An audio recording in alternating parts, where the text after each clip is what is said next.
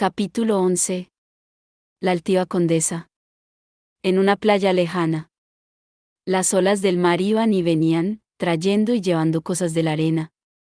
Una flor había caído, poco a poco, había sido arrastrada hasta que, por fin, se había alejado por completo. Mónica había visualizado la escena durante varios minutos, hasta que había perdido la flor entre la espuma del mar. ¿Cómo sería dejarse llevar?, pensó ella. ¿Cómo sería su vida si solamente dependiera de sí misma? Pero entonces recordó a su madre, su familia, el lugar que ocupaba, el buen nombre y todo lo demás. Había sido educada para ser una buena esposa, ejemplar, digna, para mandar en una hacienda, para mantenerse siempre sobre los demás. Su nombre, su apellido, todo la instaba a ser una condesa, aunque no tuvieran dinero. Siempre había llevado con orgullo el nombre de los Altamira. La llegada de la familia con sus compras fue emocionante, Catalina fatigada por tanto tiempo dentro del carruaje. Por otro lado, Aimee venía feliz, llena de satisfacción por sus cosas caras y sus lujos, ahora lo luciría frente a sus amigas, pero sobre todo ante Mónica, pero esta última sonreía feliz de ver a su hermana tan emocionada. Pero ahora, después de todo lo que ha pasado, de las palabras crueles de Andrés, de los juegos e insinuaciones de Aimee, de las burlas de Alberto y de la gente del pueblo, e inclusive de la falta de apoyo que le ha brindado su madre, no sabe qué camino coger. Durante mucho tiempo ha escondido un secreto, pero quisiera gritarle al mundo que ella es capaz, que ella puede salir adelante sola, sin el apoyo de los Altamira y sin un esposo a su lado.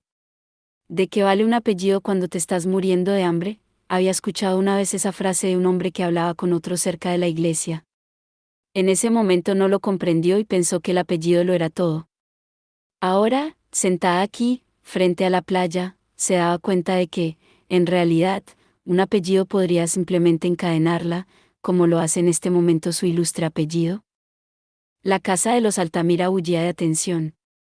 Muchas amigas habían venido a visitar a Catalina, también algunas jóvenes que querían estar atentas al acontecimiento. Cuando se supo que la boda se celebraría en Campo Real, las invitaciones comenzaron a llegar, todos querían estar en el evento que sería el más importante del año. Mónica, por su parte, se mantenía concentrada, enfocada en sus cosas.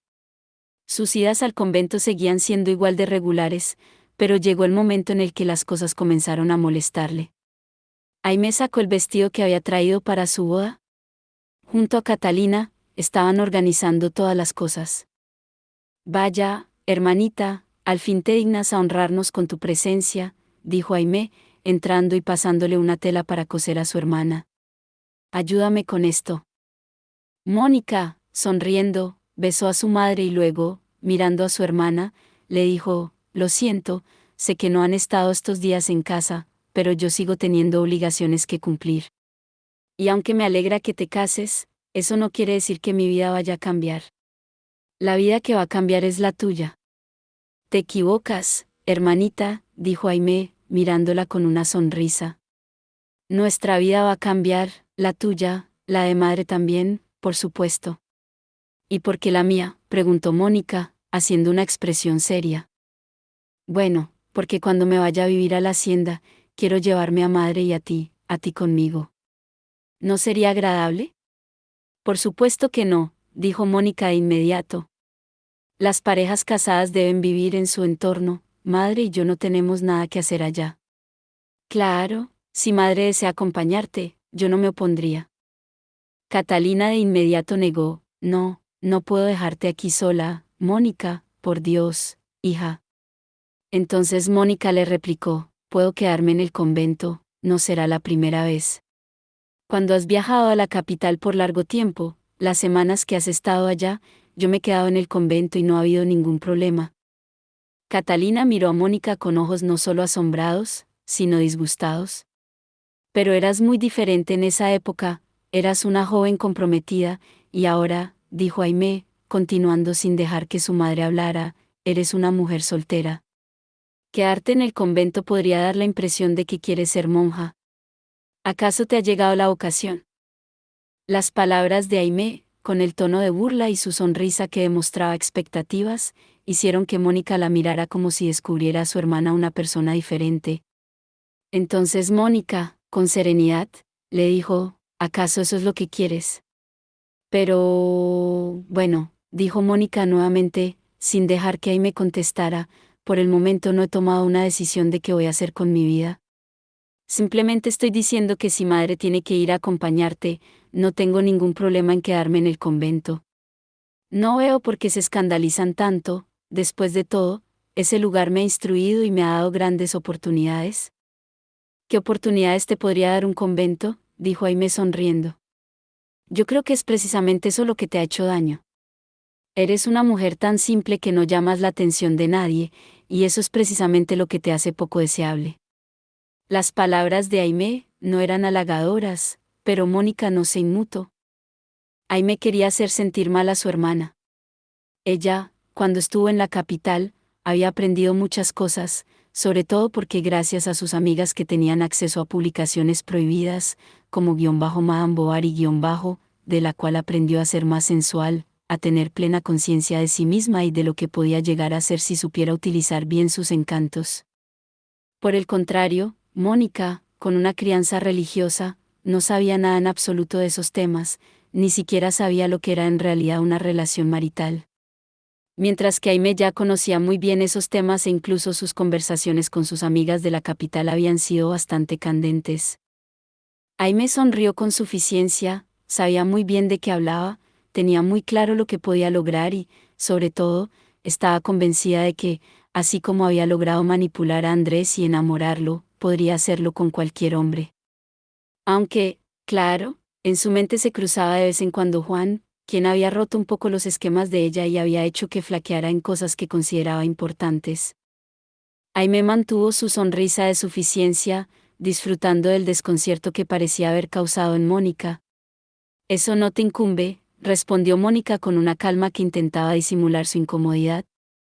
La conversación se quedó suspendida un momento, mientras Catalina observaba a sus hijas con una mezcla de curiosidad y preocupación.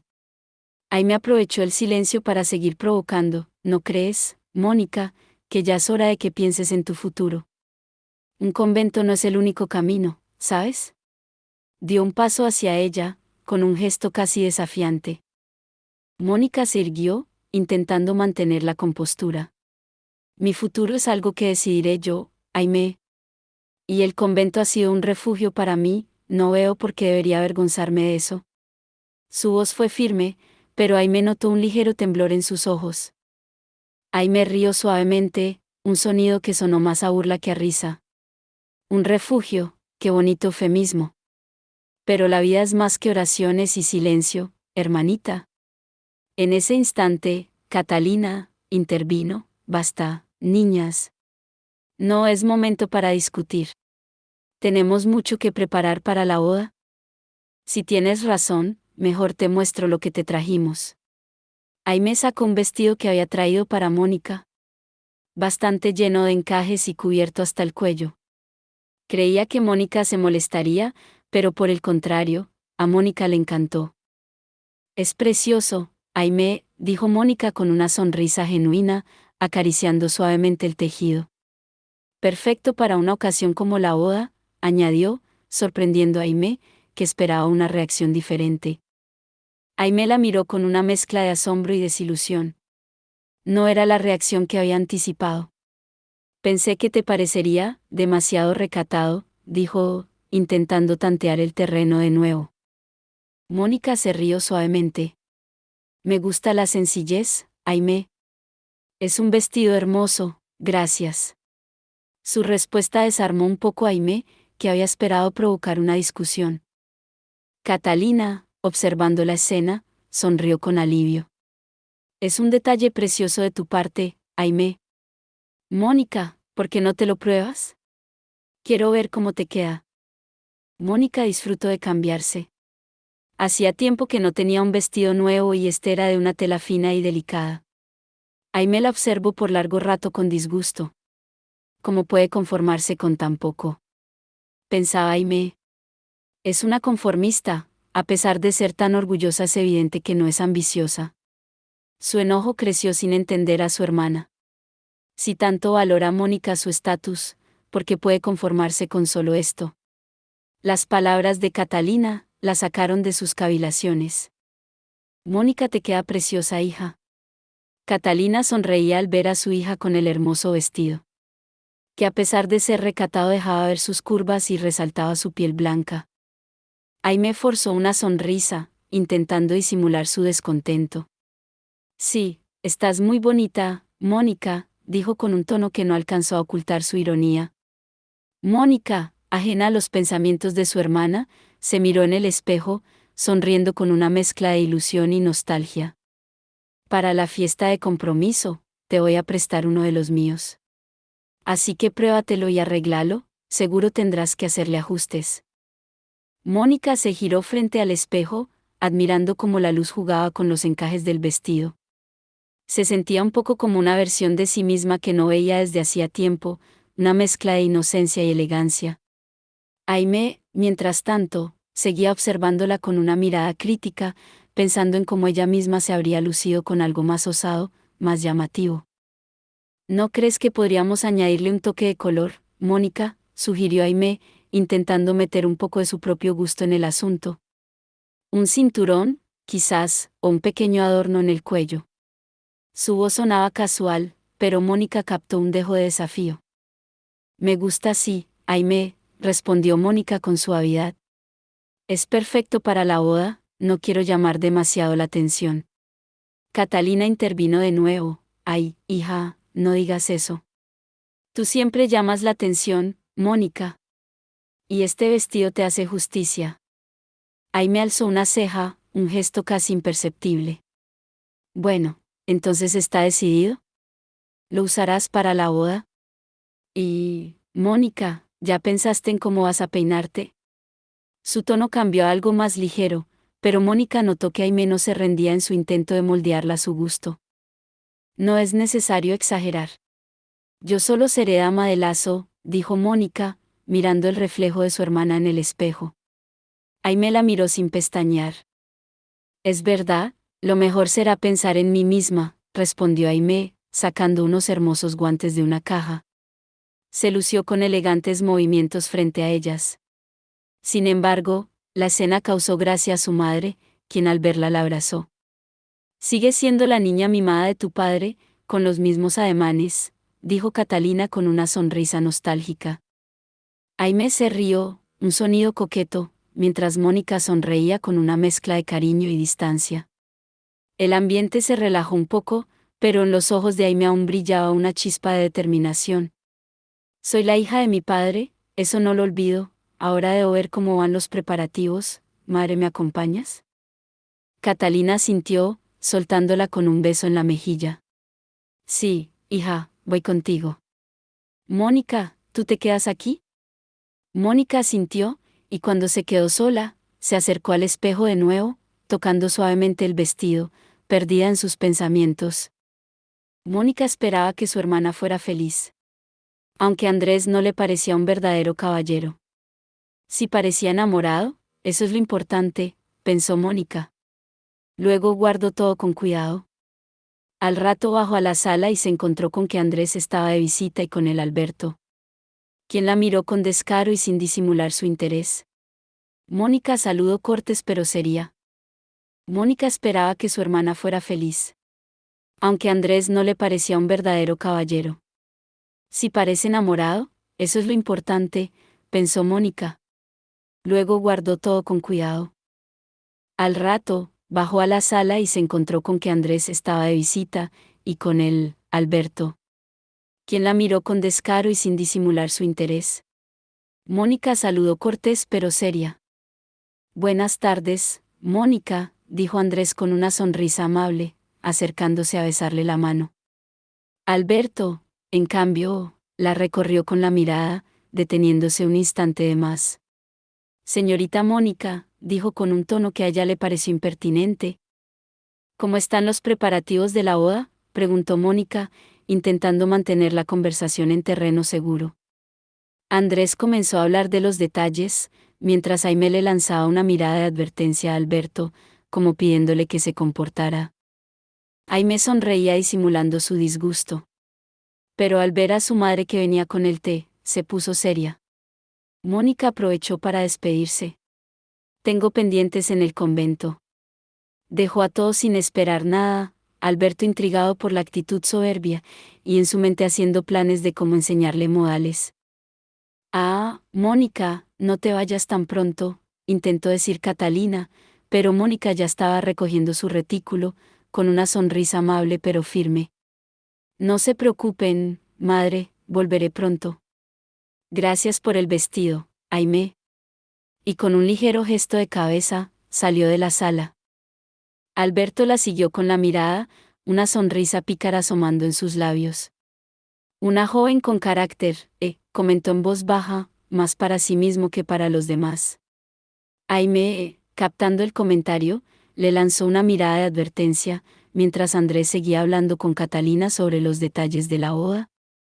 ¿Más te, Alberto? Preguntó Catalina, intentando mantener la conversación fluida. Alberto asintió, volviendo su atención a la taza, pero su mente seguía en Mónica. Al salir de la casa de Catalina, tanto Alberto como Andrés llevaban sus propias meditaciones. Andrés seguía preocupado por el dinero que debían, el tiempo iba pasando y los meses se iban acortando. Alberto, por su parte, pensaba en la que podría ser su futura esposa, Mónica. Aunque Andrés le había dicho que debían esperar hasta después del matrimonio para poder organizar algo, Alberto ya estaba haciendo planes. Consideraba a Mónica una jovencita orgullosa y soberbia, que no sabía nada del mundo, y que él podría moldearla a su antojo. Sin embargo, cuando volteó a ver a su amigo y notó su cara de preocupación, se enfocó en los negocios.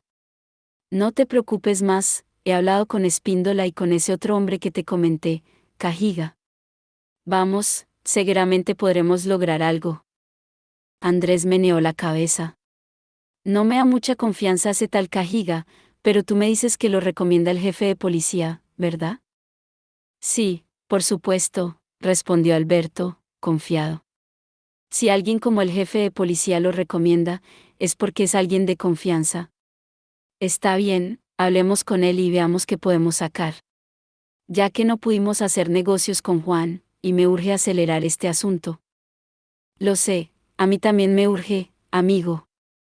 No creas que quiero haberte embarcado más tiempo en esta situación, pero lo que nos proponen es una buena solución, les ayudamos con su negocio y ellos perdonan la deuda. Los hombres se dirigieron hacia el negocio de Cajiga, llamado La Venta. Era un lugar sumamente bohemio, donde se ofrecían bebidas y diversiones, aunque, claro, todo eso era una tapadera para el negocio que Cajiga tenía, movía contrabando, no solamente de armas, sino que inclusive de personas. Aunque era algo que ya estaba condenado por la ley, se aprovechaba de su amistad con el jefe de policía para hacer que los reos trabajaran prácticamente como esclavos. Cajiga estaba confiado. Si lograba hacer este negocio con el ascendiente Alcázar, posiblemente sus ganancias se dispararían. Alberto le había ofrecido una muy buena rentabilidad y esperaba poder hacer buenos negocios. Cuando Andrés llegó y vio el negocio, se sorprendió. Se parecía mucho a unos que habían visitado en Europa con Alberto. Sin embargo, cuando probó el licor, no quedó decepcionado, se notaba que Cajiga sabía del negocio. ¿Sorprendido?, preguntó Alberto. ¿Cómo encontraste este lugar? Es interesante, respondió Andrés, mirando a una de las mujeres que le guiñaba un ojo. Alberto sonrió, sabiendo que Andrés estaba impresionado. Tengo mis contactos, amigo. Cajiga es un hombre de recursos. Y con la propuesta que le traemos, creo que podemos hacer algo grande.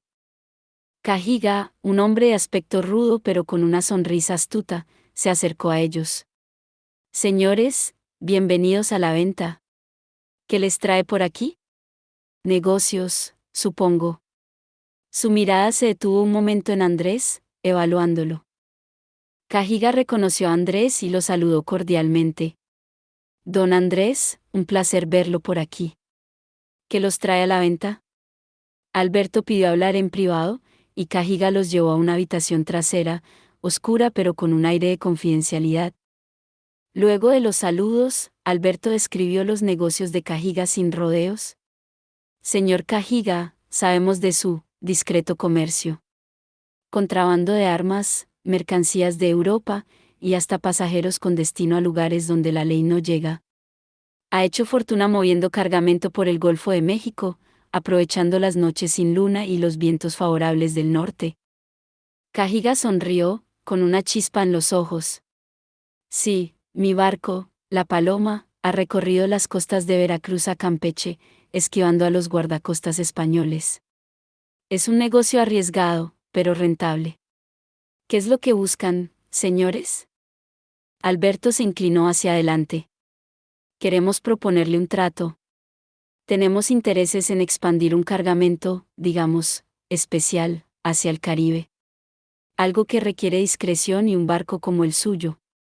Con su experiencia y contactos, podríamos aumentar las ganancias para todos. Andrés observaba a Cajiga, notando cómo calculaba las posibilidades. ¿Qué tipo de cargamento, si no es indiscreción?, preguntó Cajiga, apoyando un cigarro en el borde de la mesa. Alberto se tomó un momento antes de responder, asegurándose de que la puerta estuviera bien cerrada. Hablamos de textiles y manufacturas de alta calidad, provenientes de Europa. Algo que tiene mucha demanda en las islas, pero que requiere evitar ciertos impuestos y controles. Cajiga asintió, entendiendo perfectamente el eufemismo. Entiendo. Un negocio jugoso, sin duda. La Paloma puede llevar ese cargamento sin problemas, siempre y cuando el pago se acorde al riesgo. ¿Cuánto están pensando mover y hacia dónde? Andrés intervino, más cauteloso. Unas cuantas toneladas, hacia Jamaica. Necesitamos discreción total y rapidez. El tiempo es clave. Cajiga se recostó en su silla, calculando. Jamaica es territorio inglés, eso complica las cosas. Pero tengo un contacto en Kingston que puede recibir el cargamento. El precio sería, digamos, el doble de lo usual, por el riesgo de cruzar rutas patrulladas. Alberto sonrió, listo para negociar. Estamos dispuestos a pagar un buen precio, señor Cajiga, si nos garantiza la entrega segura. ¿Cuándo podría partir la Paloma? Cajiga se levantó, sirviendo 3 copas de un licor ámbar de una botella sin etiqueta. Partiría en 3 noches, con la luna nueva. Tendrían que tener la mercancía lista para entonces. Y, señores, espero que entiendan que este es un trato entre hombres de palabra. Discreción absoluta. Andrés sudaba, lleno de nervios. Jamás imaginó estar metido en estos líos. Pero si logra hacer este trato, cubrirá su deuda y al fin podrá seguir con su vida. Se pasó una mano por la frente, intentando disimular su inquietud mientras Alberto y Cajiga seguían hablando de cifras y rutas. No conocía los términos, pero sabía bien que lo que moverían eran armas y no simples telas, pero dejó que Alberto hiciera los arreglos. Entonces, ¿estamos de acuerdo?, preguntó Cajiga, con una sonrisa afilada, mientras le daba un sorbo a su licor. Alberto asintió con confianza. Sí, señor Cajiga. La mitad del pago por adelantado, la otra mitad al confirmar la entrega en Kingston. ¿Le parece bien? Cajiga asintió, sacando un papel y un lápiz de un cajón. Me parece justo. Anotaré los detalles. Pero, ¿Andrés? Lo miró con una intensidad que hizo que Andrés se tensara. Usted parece un poco inexperto para este tipo de negocios. ¿Está seguro de que quiere seguir adelante? Andrés tragó saliva, forzando una sonrisa. Sí, estoy seguro. Es un asunto necesario. Para saldar ciertas obligaciones. Alberto intervino, dándole una palmada en el hombro a Andrés. No te preocupes, amigo. Cajiga es un profesional. Todo saldrá bien. Cajiga guardó el papel, se levantó y les extendió la mano. Entonces, trato hecho. 3 noches, la Paloma zarpará. No lleguen tarde. El trato estaba cerrado y, aunque con dudas, Andrés asintió. Después de esto, sería libre. Olvidaría estas cosas y se dedicaría a la hacienda y a su nueva vida, pensó, intentando calmarse. Luego de tomar una botella de licor, fue a ver a su padre, quien a pesar de la hora no dormía, estaba leyendo el periódico en silencio.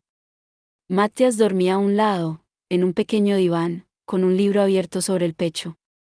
Andrés entró con sigilo, intentando no perturbar la quietud de la habitación. Su padre, don Francisco, levantó la vista, sorprendido por la visita tardía. Andrés entró con sigilo, intentando no perturbar la quietud de la habitación. Francisco levantó la vista, sus ojos inquisitivos detrás del silencio impuesto por el accidente. En su mente se cruzaban incógnitas. ¿Qué negocios son esos que te llevan a beber a estas horas? ¿Qué es lo que no me estás diciendo? Con esfuerzo, tomó el lápiz y comenzó a escribir con dificultad en un papel. Andrés, hijo, ¿todo bien? Andrés se acercó, intentando sonar despreocupado. Sí, padre. Solo celebré algo con unos amigos.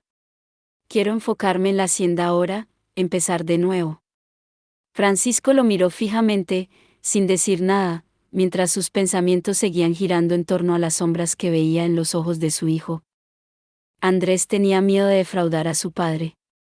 Pero debía pagar esa deuda y luego olvidar.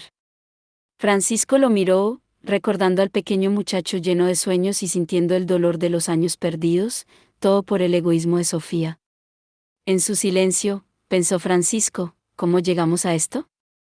¿Cómo te has metido en algo así, hijo mío? Con esfuerzo, escribió en el papel con letras temblorosas, ¿qué es lo que pesa sobre ti, Andrés? Andrés intentó sonreír, quitándole importancia. Nada, padre. Solo cosas del trabajo. Quiero hacer que la hacienda prospere, como usted siempre quiso. Francisco lo observó con una mezcla de duda y anhelo, queriendo decir más pero atrapado en su propio silencio. Su mirada se detuvo en Matías, que dormía ajeno a todo, y pensó, ojalá no repita los errores. Andrés besó la frente de su padre, lo cubrió con una manta y se despidió en voz baja.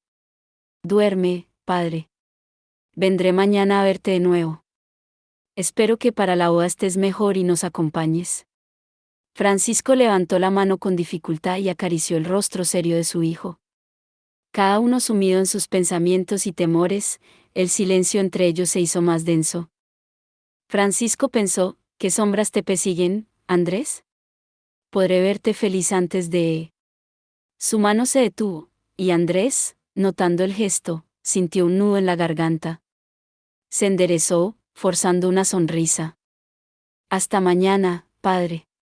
Salió de la habitación con pasos contenidos, dejando a Francisco con sus pensamientos, y a Matías dormido, ajeno a la tormenta. Francisco pensó en Juan. Necesito verlo.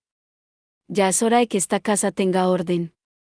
Pensó el hombre y meditó en un plan que le ayudara a salir de esta situación en la que Sofía lo tenía, ajeno a todo y sin poder ayudar a sus hijos. La rabia y la impotencia se mezclaban con un destello de determinación en su mente. ¿Cómo deshacer el daño? ¿Cómo proteger a Andrés y a Juan de las sombras que los acechan? Con manos temblorosas, Francisco buscó el lápiz de nuevo y escribió en un papel, con letras casi legibles, Juan. Urgente. Dejó el papel a un lado, como una señal silenciosa de que algo debía cambiar.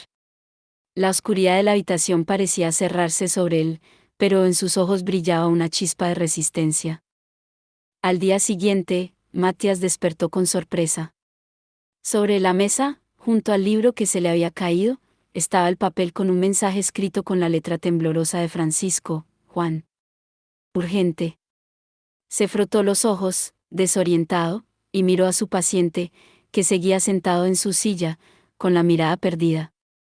Matías se levantó con curiosidad, acercándose a Francisco. «Señor». «¿Qué pasa?», preguntó en voz baja, pero Francisco no respondió, solo le devolvió una mirada llena de una intensidad silenciosa. Matías tomó el papel, intrigado. «¿Qué significa esto?». «¿Por qué quiere ver a Juan?». Se preguntó si debía hacer algo, si debía buscar a Juan de inmediato. La sensación de urgencia en el aire lo hizo decidirse. Voy a buscarlo, enviaré recado, pero ahora está en un viaje. Francisco asintió levemente, un gesto casi imperceptible, pero que Matías captó como una aprobación. Luego la voz pausada se oyó. Él te envió a cuidarme. Ahora lo necesito aquí.